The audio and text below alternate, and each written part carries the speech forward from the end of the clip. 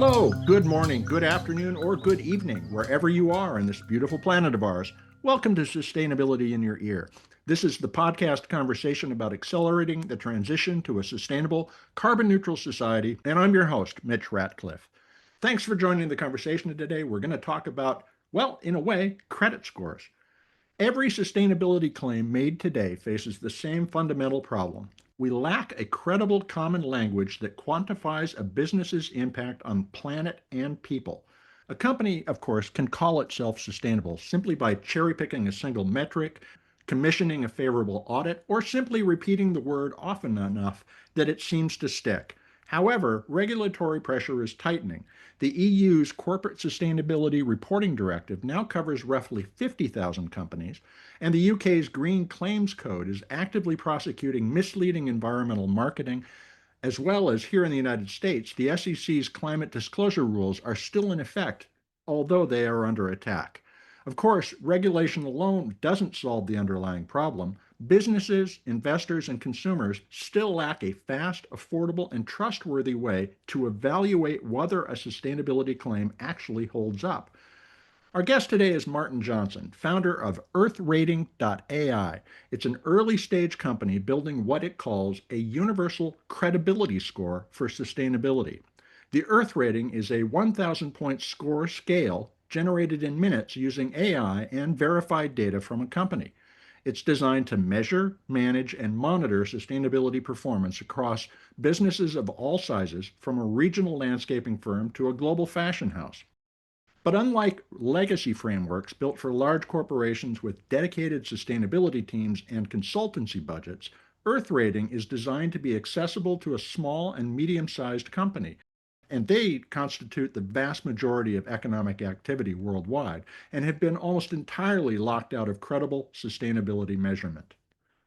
EarthRating's core proposition is that sustainability credibility should work more like a credit score, standardized, legible, and universally available, rather than opaque, expensive, and inconsistent. So we're going to talk with Martin about what makes a sustainability score genuinely credible rather than just another layer of greenwashing, how EarthRating's methodology handles the inherent incompleteness of any single score across carbon, water, biodiversity, and governance, and what guardrails prevent businesses from gaming the system he's designing. We'll dig into who the primary audience for an Earth Rating actually is, whether it's regulators, investors, supply chain partners, or even consumers, and how the company is thinking about the gap between giving a business a number and actually changing its behavior. We'll also look at the roadmap, what Earth Rating is building, which markets it's targeting first, and what would have to be true for a startup like this to become the universal standard it's aiming to be. You can learn more about Earth Rating at earthrating.ai. Earth Rating is all one word, no space, no dash, earthrating.ai. So, can a single AI-powered score do what decades of sustainability frameworks have failed to accomplish?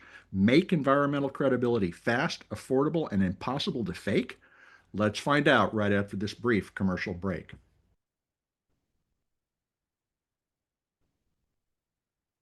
Welcome to the show, Martin. How you doing today? Oh, yeah, not bad, actually. Thank you very much. Well, thanks for joining me. We had a really interesting conversation a couple of months ago about what Earth Rating's up to, and I want to start off by asking, you're describing this as a universal credit score for sustainability. What will make Earth Rating credible when so many sustainability scores and certifications have been accused of serving, mostly as marketing tools? Yeah, it's a good question, actually. I think the difference between us and other people really is the fact that we can summarize that in three words: that we don't actually ask, we find out. So where most other frameworks are reliant upon questionnaires and self-reporting, and I know a lot of them are now catching up on verifying the data and that kind of stuff, but we actually have built an accelerating an impact engine. We've built an accelerating impact engine which gathers 100 plus data points and actually feeds it into a scoring system where we can actually sort of verify what people are saying against what they're actually doing. And what we do is we search for verified information and verified data, and therefore what comes out of the platform is quite a good indication of the maturity of where a company is at from a sustainability perspective, based on evidence and based on real data, rather than based on a questionnaire that someone else has filled in for them. So can you describe briefly what kind of data you get when you to make that assessment? Yeah, I can describe it.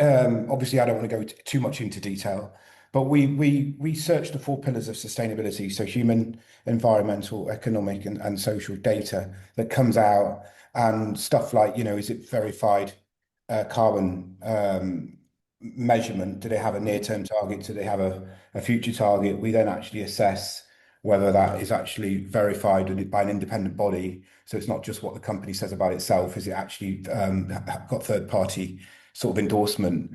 And from there, what we can then look for is any flags or any other sort of conflicting statements, because we go into detail from actual reports that have been signed off by their accountancy teams versus what the actual press and what marketing materials say. And then it actually looks to verify that data and compares the conflicts. So from our point of view, you know, it's also, it's not really a certification. It's a B2B tool, which Okay. allows organizations to really genuinely use it in an impactful way. It's not there to scrutinize and be used as a lens. So other people can jump on the bandwagon of having a go at businesses who are trying to do the right things and be positive towards the planet and the people who live on it. Roughly how long does it take to establish that score? Once I decide to do it as a company, what's the timeline look like? To be honest with you, it varies, but we're talking minutes. Minutes. Okay. Minutes. We're talking anything up to 10, 15 minutes. We can do it sometimes in 3 or 4. It depends on the veracity of the information we're searching for, how much information is available, whether we have to cross-check that information using our accelerated impact engine, and literally, the speed is how quickly we can actually ascertain that information. Whereas, comparable 6 to 8 weeks for a certification process, and 12 months plus for others. So, sustainability measurement is it's fragmented across carbon, water, biodiversity, social impact, the human implications that you described a moment ago. How do you handle that kind of inherent incompleteness in any single score? And how does Earth Rating express explicitly what it doesn't measure as well as what it does? That's a good question. Well, we're measuring the credibility. This is our differentiator. We measure the credibility of what an organization is saying rather than the impact itself. So what we look for is what does an organization say it's doing? What claim is it making? And Mhm. then we look for data to verify that claim. That's why it's a credit score. In the true sense of the word credit score, it's actually credibility. That's what credit means. And it's actually based on the idea that trust, if you are paying back your debts to your financial institutions on a regular basis within the time frame, and show that you can manage your financial responsibilities in a considerate way, you will get a good trust score, which is what a Mhm. credit score is.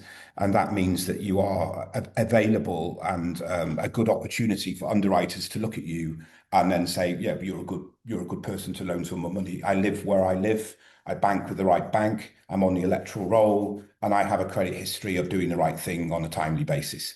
If you take that financial model and recategorize it to sustainability and change the inputs, are the claims credible?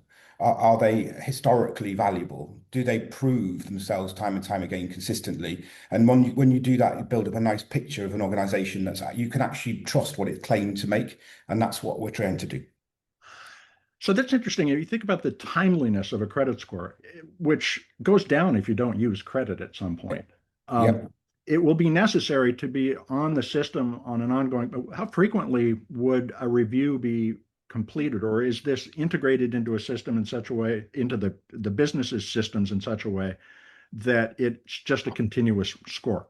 Okay, so we're a kind of launch process at the moment. So Sure.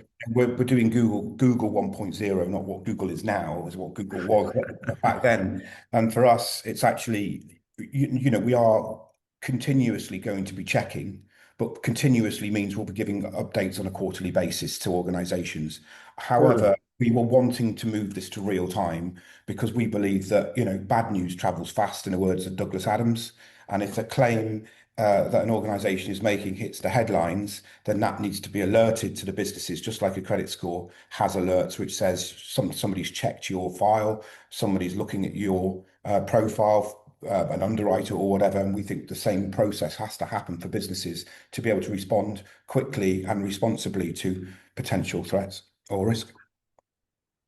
I was particularly intrigued by your focus on small business. And can you explain what a landscaping company, for instance, or maybe a regional logistics firm might actually do with a sustainability score? Who are they going to show it to? And why does it matter to them to do so? Well, look, to be honest, there's a current problem for small businesses inherently with reporting on sustainability. It's too costly, it's too time Mhm. consuming, it's overwhelming, and it's confusing. The whole thing needs to be looked at from a complexity level. And that means that 91% of small businesses do not report on sustainability at all. Right. Yet they make up the vast majority of the economies of the world. And if you combine the numbers and the impact and the ability that we could give if small businesses have the same opportunities as a larger business to report on sustainability and break those barriers down, then actually that allows a business to operate in a world where sustainability needs to be taken a lot more seriously. It needs to be shown as innovative and commercially valuable, not just a nice to have. And in the UK, particularly, we've got the new Procurement Act, which has come out, Mhm. which if you cannot show sustainability and the movement of sustainability in progress for, you could be excluded from government contracts, you could be excluded from largest supply chains.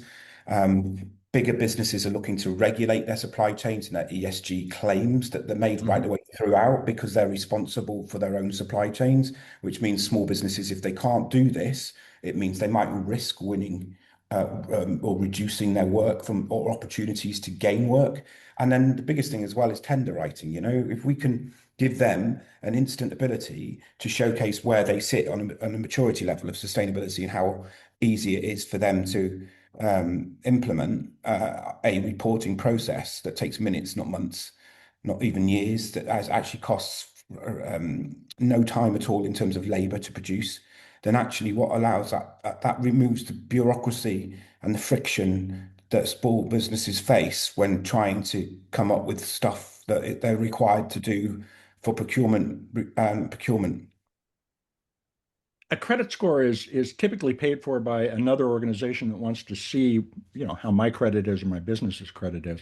What's the business model? You described it as a B2B metric. Am I going Yeah. to, when I'm reviewing a supplier, pay you to get Well, a rating? so the idea being that eventually, when we process this out and it's a bit more mature, Mhm. and the business has grown, then yeah, we will be hopefully selling the reporting processes that organizations can pay for. But for us, this is a tool for a small business to use to implement and to make sustainability actionable. So they pay for it and they pay to be on the Okay. platform. Could you also begin to roll up individual entities' carbon impact, for instance, their scope one and two emissions, in order to provide some other organization up or downstream visibility into their impact so they could calculate their scope three score? Yeah, okay. Well, this is also interesting because sustainability has a complexity attached to it where consultancy is required for stuff like that, right? So what we've done and what we are doing is we're building a sustainability navigator, which is effectively a tool which sits on a platform, which if they need to understand where they need to go and get their SBTI carbon scope one, two, or three, if Mhm. they need to do something which requires them some heavy lifting in terms of what sustainability metrics looks like for their business, then our sustainability navigator will point them to the right places without the fees of a consultancy at 800 to £1,500 a day. Okay, so this is where the AI comes in. And as you have developed this guidance that you just described, um, Yep. is it based on, for instance, the SBTI standards? How did you develop the methodology that it's going to use to coach those small businesses? Because that's really an interesting opportunity. Yeah, well, we've been doing sustainability for quite a while, and I've looked at all of the frameworks. We haven't sort of adopted any particular one, but what we do understand is, the standardization of questions that are being required through tenders, through responses by businesses. We've developed 100 plus data points, which we've Hmm. developed on our own over the number of years, which is proprietary information that we gather. It's not based on anything, but the sustainability navigator will point them to people who actually can help them, such as those organizations that can actually give guidance in the right way. Um, so yeah, that's what we've done. That's what we're aiming to do. I mean, it's kind of still infancy and we're in launch mode, so we've got to do more of the doing rather than more of the talking about what we're going to do in order to implement this stuff. It does sound like, though, one of the functions of that AI guidance in the future could be to look across the market space and say, here's a partner who can solve this problem for you as well. Yeah, Do you exactly. see, That's do what you our see it AI. as a marketplace in the long run? No, absolutely not. Okay. It's not a way to become a marketplace at all. It's a platform which is it provides it's a three-in-one platform. So it provides a credit score instantly, or almost as Mhm. instant as you can be. And what that does is that provides information to an organization which shows how well they are performing against the four pillars of sustainability, where the information gaps are. We then have a green claims code checker. So we actually go out and search for, are they compliant with the Green Claims Code? Are they Mhm. compliant? Is there anything out there that could put them at risk? And is that affecting their credit score effectively? And then we have the Sustainability Navigator, which can then help them correct anything or fill in the gaps or provide them with information to say, look, these are the best three things you can do to increase your score and make the immediate impact you need to do. And we've got a growth mindset built into the platform. So the idea is to reward the businesses that want to improve uh, Mhm. quickly and get them on the journey. Because even having a low score is the difference between us and everybody else. There's no pass fail. It's not negative. A low score is well done, you're on the journey. It's not you need to improve. It's actually you've made the step, you've made the commitment, and you've made the positive commitment to actually want to do something that's positive for your business. And for me, commercially, sustainability is actually, it leads to innovation, it leads to cost efficiencies in the long Mhm. term, and it helps businesses future-proof themselves. So it's an absolute no-brainer to not want to do something that actually protects the business from itself in the future. You are at the launch stage, and Google version one, as you just included a Yeah. few moments ago. What are you finding early customer discussions are pointing towards in terms of what they're most interested in? The continuous monitoring, the transparency in their supply chain, getting benchmarked. What are No, they? the most interesting thing is the fact that we do all the work for them. They're astonished that they said, well, what do we have to do? And we say nothing. You give us your company name, you give us your company registration number, and we do the rest. And the fact that they don't have to fill in a questionnaire, the fact it doesn't take them weeks to produce, answers to all of these questions, the fact that it's not labor intensive is the game changer, we think, which will be the non-bureaucratic, non-burdensome process that stops businesses from wanting to do good. Simplification. And we're talking about an incredibly complex system that's growing more so all the time, especially with the growing impact of climate change on all of our businesses. This is, I think, a great place to stop and take a quick commercial break. I want to dig into a lot more of this. We'll be right back, folks. Stay tuned.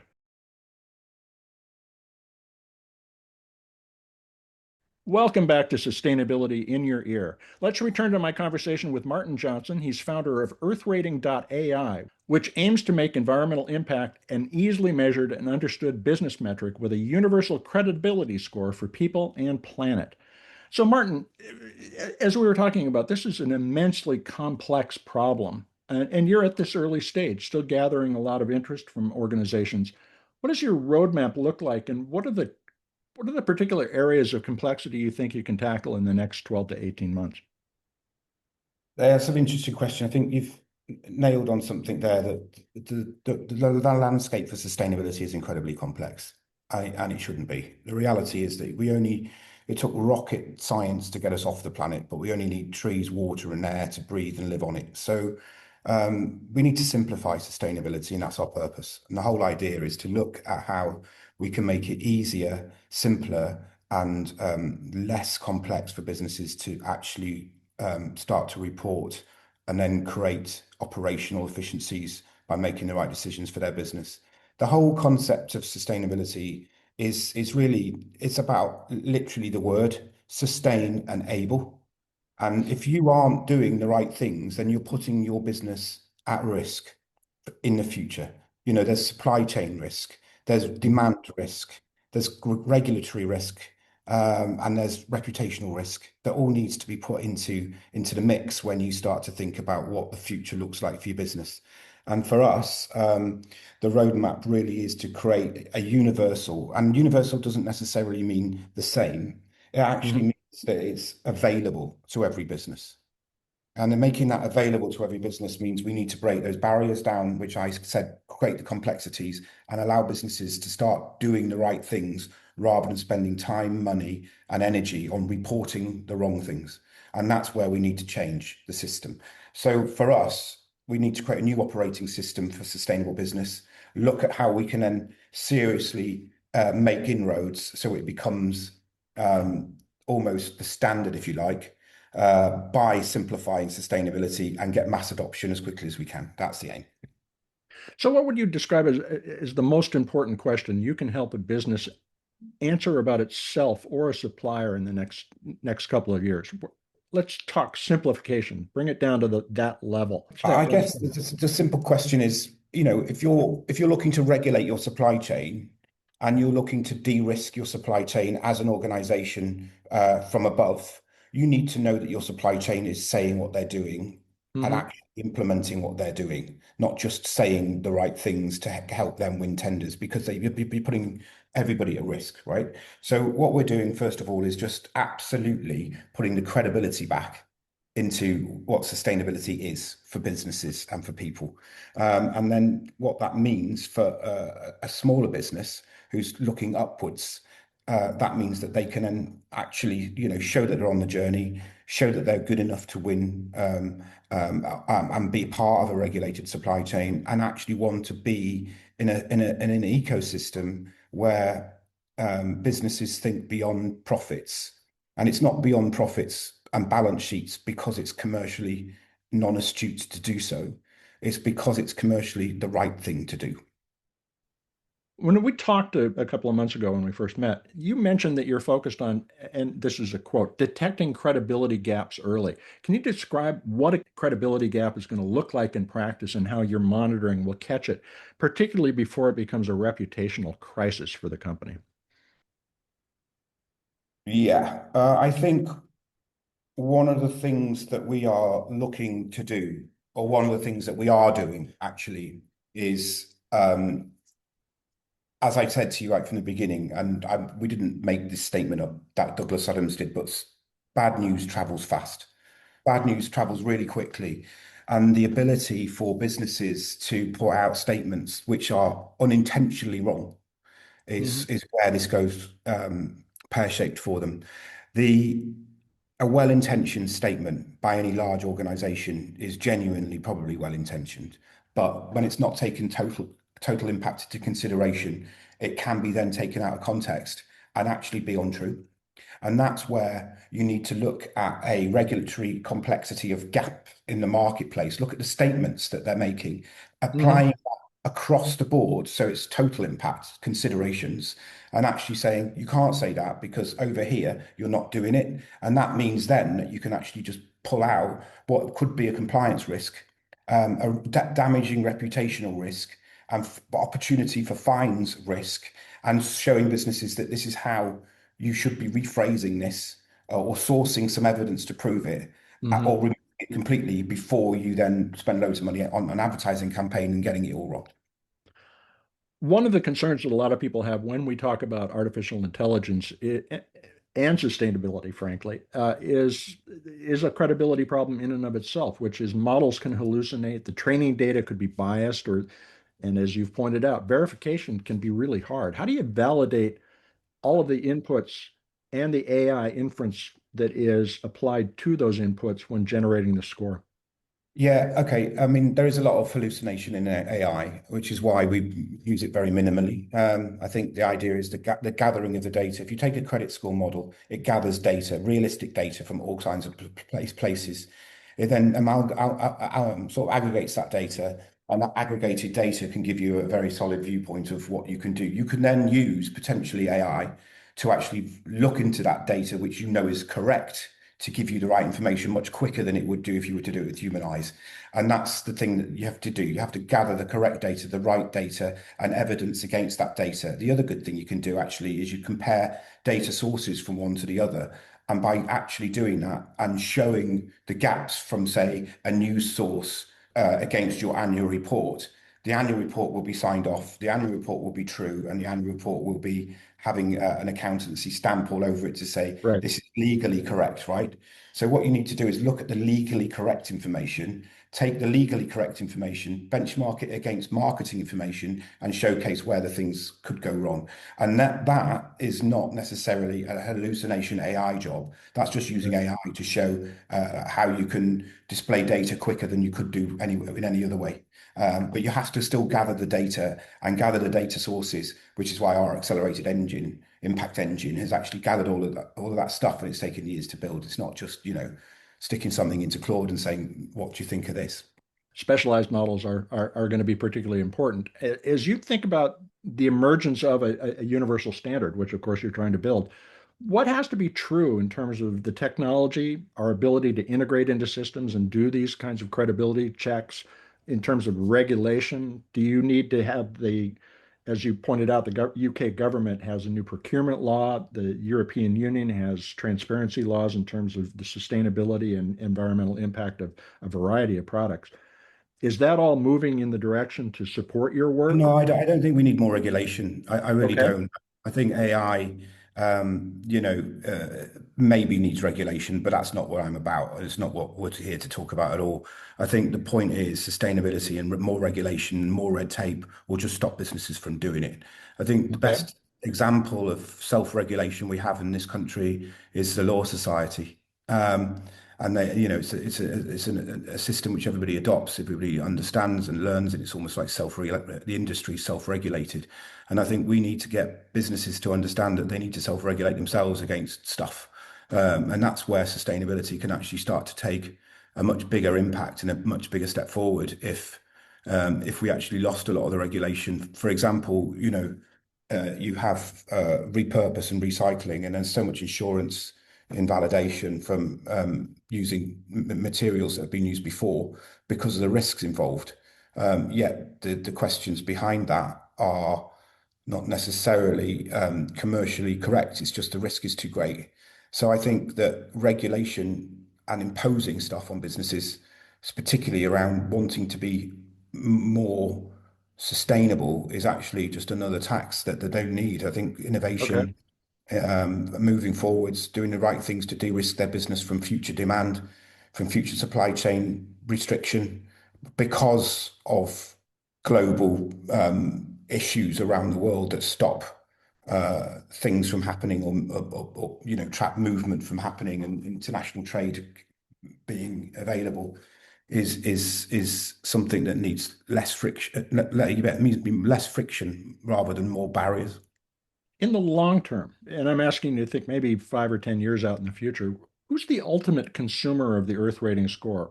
Does it include investors and maybe ultimately consumers who would say, is this business one that I can trust to be sustainable?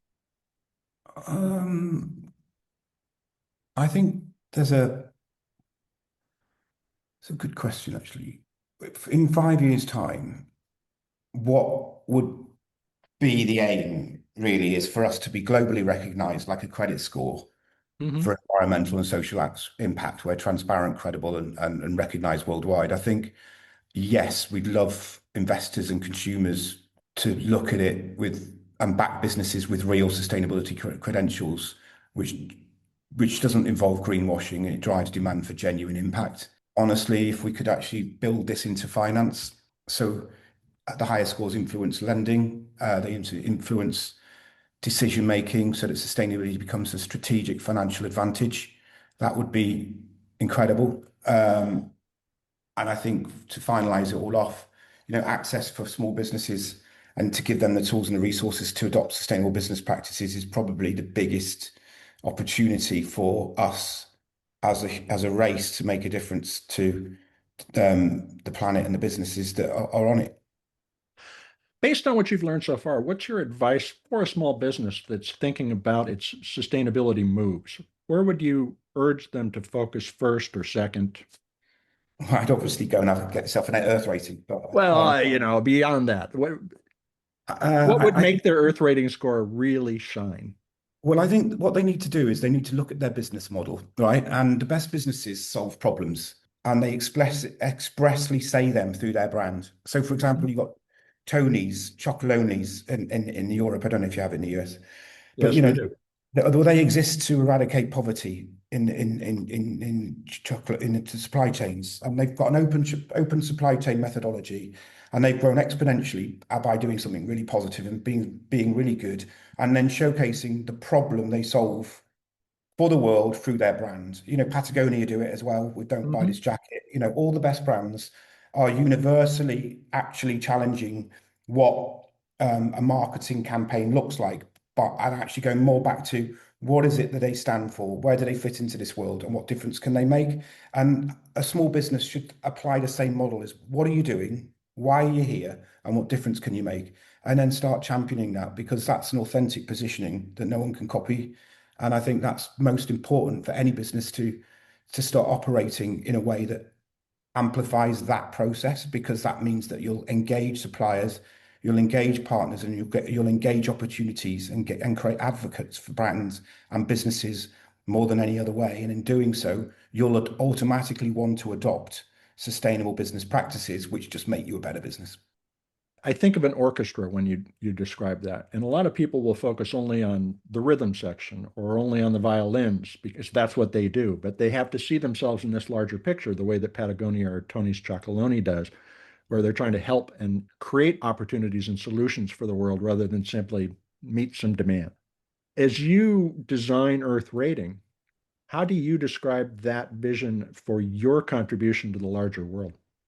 Uh, you just mentioned an analogy I really like there, the orchestra thing. I mean, if you take it up to a bigger stage, we're called Earth, and the only reason we are alive on this planet is because we operate and we are located within a larger solar system where the whole gravity of the world's pull us in a way where we are equidistant from the sun, which allows life Mhm. to form on it and oxygen to exist, right? So if you can take that orchestra analogy and explode it out to the solar system and then bring it back to the planetary system of the ecosystem, we're all part of it. It's really important to understand that to play a part in its future, we need to think in systems. We need to think system wide, and you can't operate in isolation because you just don't operate within a structure where impact matters if you don't understand what your impact is on others. You got to look up, take a wider view of the world, it sounds like. And I wholeheartedly agree with that perspective. Now, you're early, you're still collecting a lot of interest from people. How can folks, say a small business, get involved with earthrating.ai? Well, we've got a holding website up there which you can sign up to, and we can get in contact with you. We've also got a LinkedIn page, and I think they're the best two ways of doing so. Yeah, that's probably the right way. Is go to earthrating.ai and register interest, and then we can get in contact. But we do need adoption at scale. So yeah, I think one of the things we want to do is to challenge and transform sustainability by simplifying the whole thing and making it easier, accessible, and more available to a larger audience group than it currently is. Well, Martin, thanks very much for a fascinating conversation.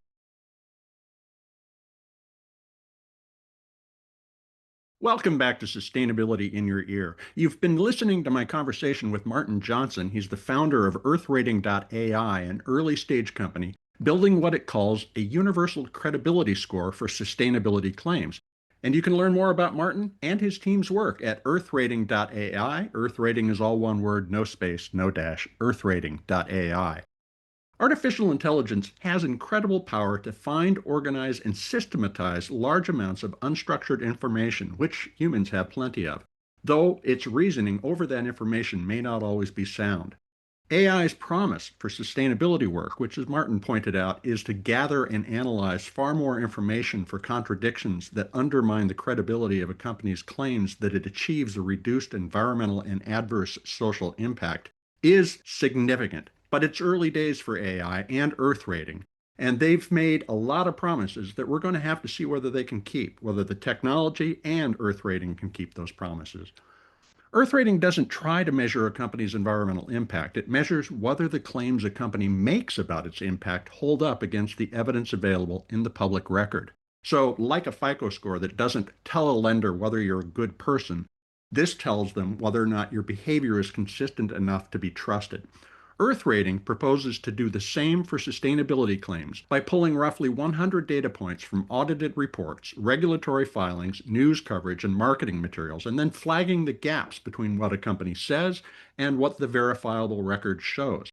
The promise of a sustainability credibility score, generated in minutes, not the 6 to 8 weeks a conventional certification takes, would deliver simplicity.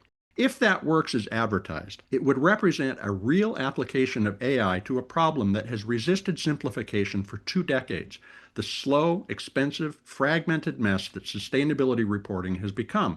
But perhaps we can take simplicity too far? So, two ideas from this conversation come wrapped with a healthy stack of promises still to be kept. The first is the reframe itself, credibility instead of impact.